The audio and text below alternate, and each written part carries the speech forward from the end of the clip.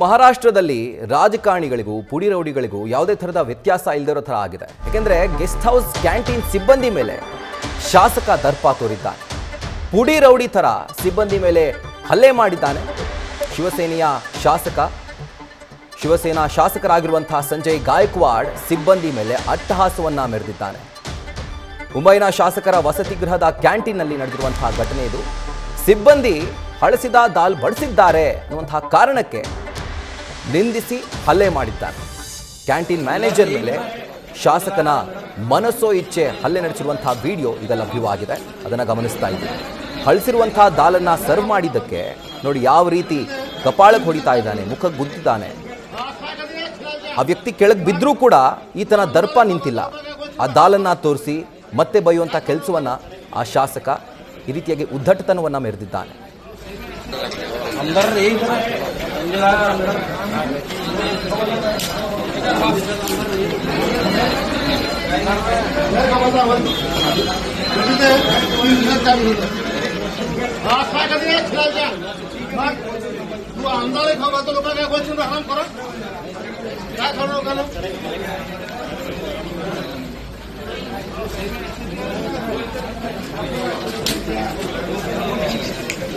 मला असं होईल तो काय होईल तुम्ही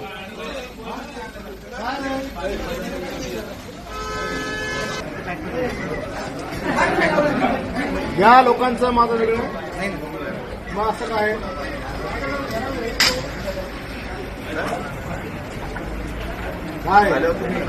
मॅनेजर ಒಂದು ಕಡೆ MNSನ ಶಾಸಕರು ಜೊತೆಗೆ ರಾಜಕೀಯ ನಾಯಕರ ಮಕ್ಕಳು ದರ್ಪ ಮೀರಿತಾ ಇದ್ದಾರೆ ರೋಡ್ನಲ್ಲಿ. ಮತ್ತೊಂದು ಕಡೆ ಖುದ್ದು ಶಾಸಕರೇ ಒಂದು ಶಾಸಕರ ಕಟ್ಟಡದಲ್ಲಿ ಇರುವಂತಹ ಹೋಟೆಲ್ನ ಮ್ಯಾನೇಜರ್ ಮೇಲೆ ಹಲ್ಲೆ ಮಾಡ್ತಿದ್ದಾರೆ. ಕಾರಣ ಏನು? ಹಳಸಿರುವಂತಹ ದಾಲನ್ನು ಕೊಟ್ಟಿದ್ದಕ್ಕೆ.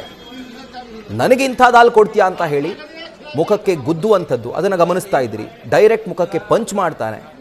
ಆತ ನೆಲಕ್ಕೆ ಬಿದ್ದರೂ ಕೂಡ ಮತ್ತೊಮ್ಮೆ ನಿಂದಿಸುವಂಥ ಕೆಲಸವನ್ನು ಮಾಡ್ತಾನೆ. ಹಳಸಿದ ದಾಲ್ ಕೊಟ್ಟಿದ್ದು ಮಹಾಪರಾಧನ ಆಗಿದ್ರೆ ಈ ರೀತಿ ಹಲ್ಲೆ ಮಾಡುವಂಥ ಲೆವೆಲ್ಗೆ ಅದು ಹೋಗಬೇಕಾ?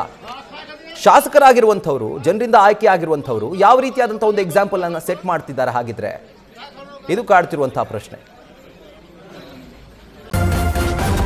ನ್ಯೂಸ್ ಫಸ್ಟ್ ನಿರ್ಭೀತಿಯಿಂದ ನಿಮ್ಮ ಪರವಾಗಿ.